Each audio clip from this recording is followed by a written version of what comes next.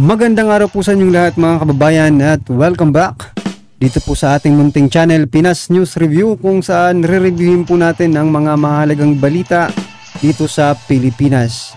Mga simpleng komento sa mga issue dito sa Pinas. At eto nga mga kababayan, lumabas ang katotohanan. Panloloko sa Nitamba at bongit sa taga Mindanao na buko. Nako, yan po ang ating alamin mga kababayan mula po rito kay Taong Kalye. Nasa description po ang full video link ng video ito. Subscribe na po kayo, no? Eto nga po mga kababayan, dahil nga po ito sa pamimigay ng ayuda, diyan sa Mindanao. Nako, talagang mga politiko at ipolitiko, no? Mga ipolitiko mga kababayan. Sapagkat yung, di ba? Sa panahon po ni former President Duterte, wala pong ganito, no? Na ipinamimigay yung mga ayuda, no? Na may mga mukha ng mga politiko. Lalo na po ni PRRD mga kababayan, wala ka pong makikita, no? Na ayuda na may picture, no? Ni PRRD. Ano ba ang ibig sabihin nito mga kababayan ngayon? Dahil ba papalapit na ang eleksyon? Kaya inuuna nila ang Mindanao. Pero may nakita rin akong video mga kababayan, no? Kaya puntahan nyo po mga kay Bisdak Pilipinas. Yung mga sumasakay po sa bus, diba, hinahakot mga kababayan para sa ayuda. At sinasabi nga ng iba ay pirma-pirma na din para sa TI nila. Well, anyway mga kababayan, eto, sama-sama at sabay-sabay po natin pakinggan, panoorin at bigyan ng komento ang video ito. Eto na po. Yan. Andito sa mga talent, mga artista, mga singer na iniimbita nila para, i-gather yung mga tao sa Davao ngayon, picturean, videohan, tapos ilalagay yung mukha ni Marcos, mukha ni Tambaluslos, mukha nilang yung lahat. pag-twist niyan, yung paggamit ng mga dumadalo na kita nyo na kung gaano kabango kami sa publiko.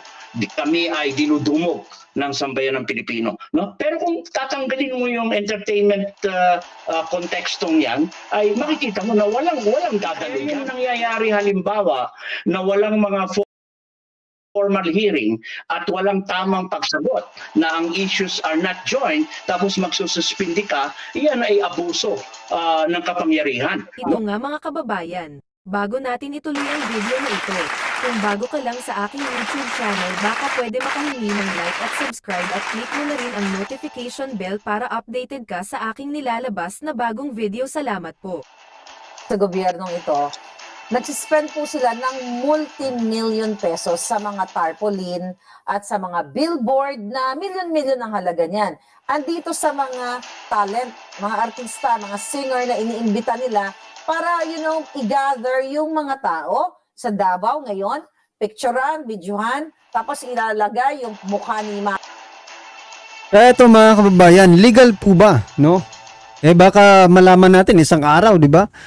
Yung mga binabayad pala nila sa mga artista na iniimbitahan nila dyan sa mga pamimigay ng ayuda, pera ng gobyerno. Parang yung mga artista patuloy yung binigyan nyo ng ayuda. Diba? Nagtatanong lang po mga kababayan kung yung talent fee ng mga artista ay pera ba ng gobyerno ang ginagamit nila. At nagtatanong lang din po tayo kung legal po ba na gumastos ang isang politiko, no, ipolitiko, na magbayad ng artista para sa pagmimigay ng ayuda. Alam niyo mga kababayan, kahit hindi na po kayo imbita ng artista, alam niyo po kung bakit? Sa sobrang hirap po ng buhay ngayon, talagang marami po, no, ang pupunta dyan para humingi ng ayuda. Kung totoo man na ayuda talaga yung purpose ninyo. Pero kung entertainment ang purpose ninyo at pagpapakilala sa tao, no? Iba rin yun mga kababayan. Sino ba naman ang hindi aatin dyan kung talagang ayuda, no? Ang ipinamimigay. So, instead na magbayad pa kayo dyan sa mga artistang yan, dapat po, dagdagan nyo na lang yung inaayuda ninyo. Diba? Para mas mabilis pa. Marcos, Lobukani, Tambaluslos, Bukani lang lahat para ipakita sa taong bayan na, hey, look at this, ito ang bagong Pilipinas. Ang dami pa rin mga Pilipinong, nagmamahal sa amin. Pero ang totoo, nilure nga nila doon sa ayuda na yun o sa bribery na tama lang natanggapin kasi pera naman ng taong bayan. So, sukdulan na po talaga yung pambubudol. At saka alam naman natin, Maharlika, na ang mga Pilipino, mga masayahing tao yan. Gustong-gusto nila ang entertainer. Hindi yan pumupunta dahil mahal nila ang administration. Hindi yan dumadalo sa mga concert nila dahil gusto nila ang pulisiya ng pamahalaan. Hindi. Nakatutok sila sa entertainment. Yun lang yun.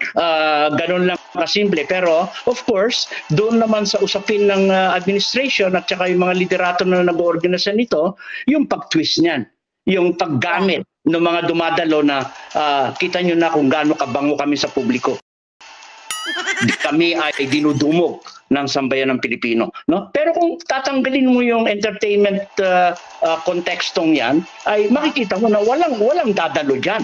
Walang organic na mga grassroots movement diyan upang makinig doon sa kanilang justification kung bakit lumalawak ang pagdarahog sa sambayan ng Pilipino, kung bakit lumalawak yung tinatawag nating yung gitna, nawawala ang middle class at lalong humihirap ang grassroots natin at lumalawak ngayon yung tinatawag. So yan mga kababayan, ipinapakita lang po dito, no, sa pamimigay nila ng ayuda, no, yung pagkakaiba, no, ng pamimigay ng ayuda nung kapanahunan ni PRRD. Wala namang mga artista, sa pamimigay ng ayuda ni PRRD at wala ring mga mukha, no? Ng mga ni PRRD mismo, doon sa pinamimigay nila. Pero ngayon mga kababayan, kakaiba. Malayo pang eleksyon, pero malapit ng eleksyon mga kababayan, siguro nga gaya ng sabi ko kanina, ginagamit nilang itong venue, no? At ginagamit nila itong mga artista, para maipakita sa taong bayan na kahit mahina sila, malakas pa rin sa mata ng taong bayan, di ba? Anong masasabi nyo dyan mga karibin natin? Para talagang wala. Parang ginigisa nila yung taong bayan sa sariling mantika, di ba? Kasi pera rin naman yung taong bayan yan eh. Di ba? Pera rin yan natin, lahat. Na binibigay nilang ayuda. Pero bakit napupunta patuloy sa mga artista? Tawag natin na hindi kayang abutin yung mga pangunahing presyo ng ating basic needs, no? From kuryente, tubig, at pagkain, no? So, ito talaga yung tunay na pag-uusap where the Filipino people, an ordinary citizen, grapple on a daily basis because they need to live, even survive and meet their basic needs kahit na ma-maintain lang yung kumain ng 3 beses sa isang araw, Maharlika. So nakita naman natin, attorney, no, mga palangga, na napaka-successful ng lahat ng maisog rally, lalo na sa Davao. Ito nga po yung intensyon ng gobyernong ito para tapatan. Pero ngayon, may mga nakarating na balita, hindi pa naman ito confirm, pero na posibleng gawin ng gobyernong ito na isuspend ang pagiging mayor ni Baste Duterte sa Davao. Grabe po, it's the same thing na nangyari sa mga governors and mayors na sinuspend nila na walang due process. So, ano ang mo dito? Ang pananaw mo dito at pakiramdam mo sa gagawin nila? I hope not dito kay Baste. Alam mo, nakakagalit yan, no? Ang mahalaga, kung totoo, ay sundan nila yung tamang proseso na kung saan ay ino-observe ang due process. Maghatag kayo ng formal complaint, magkaroon ng preliminary investigation, at tignan kung may batayan ba na filean siya ng charge. And then later on, ino-notify ang isang mayor, halimbawa si Mayor Baste, para sagutin niya. At magkakaroon niya ng hearing. Kasi sa DILG, iyan yung konteksto ng procedural due process. And then later on, didesisyonan. Kaya yung nangyayari halimbawa na walang mga formal hearing at walang tamang pagsagot na ang issues are not joined, tapos magsususpindi ka, iyan ay abuso ng kapangyarihan. No? Ito ngayon ang pinakamabigat dyan. Alam natin, no? Sa ilalim ng pamumuno ni Mayor Sebastian Baste. So yan mga kababayan, hindi lang pala itong si Baste, mga karibid natin, ang sinuspindi o suspindihin, di ba? May mga nasuspindi na mga local officials. O tapos ngayon ano na si Baste, di ba? Si Baste naman po yung tinitira nila. Sana po masilip po ito ng Congress or di kaya wag na sa Congress. Senado na lang mga kababayan. Para mas lalo nilang maimbestigahan kung bakit po, no? Yung mga local officials ay sinususpindi. Without due process. Di ba? Pag-abuso po yan ng kapangyarihan. At nangyari na po yan mga kababayan na pag-abuso ng kapangyarihan. Sa panahon po ni po ba? Ni Marcos Sr., di ba? Inabuso rin ng kapangyarihan noon mga kababayan, kaya nga tumagal di ba? Kaya nga tumagal sa pwesto. Ngayon mga kababayan, masasabi mo bang itong ginagawa nila sa mga local officials ay hindi pag-abuso? Sa karapatan, sa kapangyarihan mga kababayan? Di ba? Well, anyway mga kababayan, sana nga po makita, no? At maimbestigahan ng Senado at Kongreso para maging patas naman sila. Hindi yung lahat na lang ng mga mayor na, di ba, ay sususpindihin ay wala na. Wala na pag-asa mga kababayan. Duterte, nakaranas tayo. Hindi dahil bias ako ng wife ko Davao or Davao. Nakaranas ang mga Dabawenyos ng tinatawag natin makabuluhang pagpaunlad, no, ng lungsod ng Davao. Hindi sa iba't ibang aspeto, Maharlika, no? Kabilang na diyan yung ekonomiya, kabilang na diyan yung kapayapaan, yung kaayusan, yung turismo. Na niyayabang natin na ang Davao ay isa sa mga tinatawag nating madalas bisitahin ng mga turista, no? At yung malaking pagbabago sa Davao ng infrastruktura natin doon at yung pagbaba ng krimen. Ano ang pinapakita diyan? Na ang local government ni Mayor Baste at lahat ng opisyalis niya ay very accountable, very responsible, at ang tanging tinitignan nila at ang pangunahing layunin ay pagandahin ang Davao, no? Kaya nga itong naalala ko tuloy yung programa ni Mayor Baste, yung Peace 9/11, no? Ito yung inisyatibo na ginawa diyan sa Davao na makita natin yung talagang nakafocus sila doon sa mga tulong or nagsusulong sila ng inklusibong paggawa, no, ng kapayapaan, no, at dito sa programang ito ay sumusuporta at nakikita natin na pinupuri ito sa iba-ibang bansa, Maharlika, no. So yung nakikita rin natin yung pagbaba ng krimen na ginagawa ngayon ay doon mo makikita yung katungkulan na ginagawa ni Mayor Baste, yung modernization project nila, no? So ano yung ibig sabihin nito? Na maunlad ang Davao. Pero dito sa ginagawa nilang paggugurgor, gagamitin ko na yung terminology mo at yung pagkawala ng respeto sa mayor, dahil lang sa isang politika ng motibasyon ay nakikita natin ito, no, na hopefully nakahanda si Mayor Baste, no, yung kanyang legal team na kumuha na number 1 ng temporary restraining order kung magbaba sila kagad or yung tinatawag kong injunction, no. Alam nila, mahusay naman yung mga abogado diyan, no. Ito yung ang batayan nito, Maharlika, yung agarang suspension ay ituturing na abuso ng kapangyarihan at kawalan ng tamang proseso. Yan yung procedural due process, no? So, ang isa pa na dapat umpisahan na ngayon ay yung mag-file talaga yan at you seek the intervention of ombudsman. Kasi ito yung proseso na kung saan ay magre-reklamo ka, Maharlika, sa opisina ng ombudsman para dito sa abuso ng kapangyarihan at humiling ng intervensyon. So, ito naman ay sang-ayon sa Ombudsman Act of 1989. So, napakahalaga nito, pero hindi lang legal remedies ang dapat pag-usapan dito, Maharlika, no? Kung magbababa sila ng suspension na illegal at void on its face, ay kinakailangan sana yung mga ipapalit, wag nyo pong tanggapin na mag-substitute kay Mayor Baste.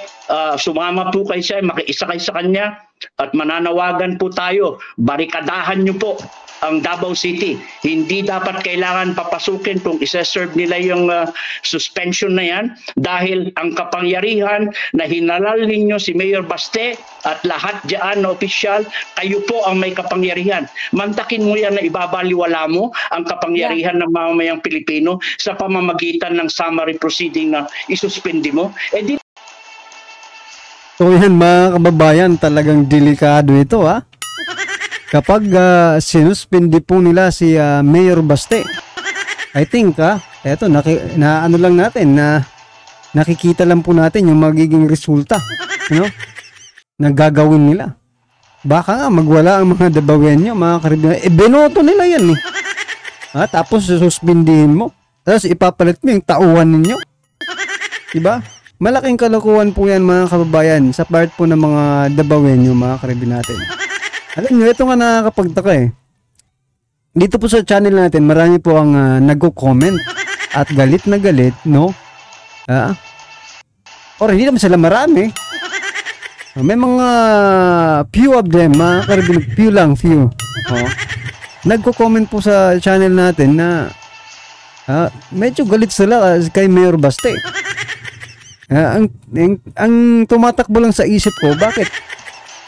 Bumoto ba kayo sa Davao City? Hindi ako taga Davao, mga Caribbean natin, pero nakikita naman natin sa, 'di ba, kung gaano kaunlad ang Davao at ang tawag dito, hinahangaan po natin 'yan, 'di ba? Kung sana nga lang lahat ng city maging Davao, 'di ba? Maayos, maunlad, saan ka pa? Pero eto, balikan po natin itong nagbabadyang pagsuspindi kay Baste, mga Caribbean natin. Kung kayo ang tatanungin, mga kababayan, tama ba itong ginagawa nila? Legal ba itong ginagawa nila? Na pinagsususpindi yung mga local officials na nakikibahagi, no? Dito sa Maisog rally na ito. Tama po ba na abusuhin nila ang kanilang kapangyarihan? Binoto ng taong bayan tapos sila lang pala, ganito lang pala yung solusyon para mawala yung mga kontrabida sa kanilang pamumulitika. Ay nako. Parang hindi patas, mga Caribbean natin, kasi hindi naman nangyari, no? Marami po, ito mga kabayan, marami po ang tumuligsa, no, against kay PRRD ng mga local officials noon. Pero wala tayong nakita, mga kababayan, na local officials na sinuspindi, di ba? May nakita tayong local officials nakulong. Nakulong, mga kababayan, kasi involved sa drugs. Pero ganito, mga local officials na umaano lang sa rally, sususpindihin mo, mga Caribbean natin, talagang abuse of power ito. Well, anyway mga kababayan, ano man po ang inyong opinion, komento, or kritisismo patungkol po sa video ito, i-comment lang po sa baba para at isa lang po ng ating mga kababayan ang inyo pong nararamdaman patungkol po dito. Maraming salamat po.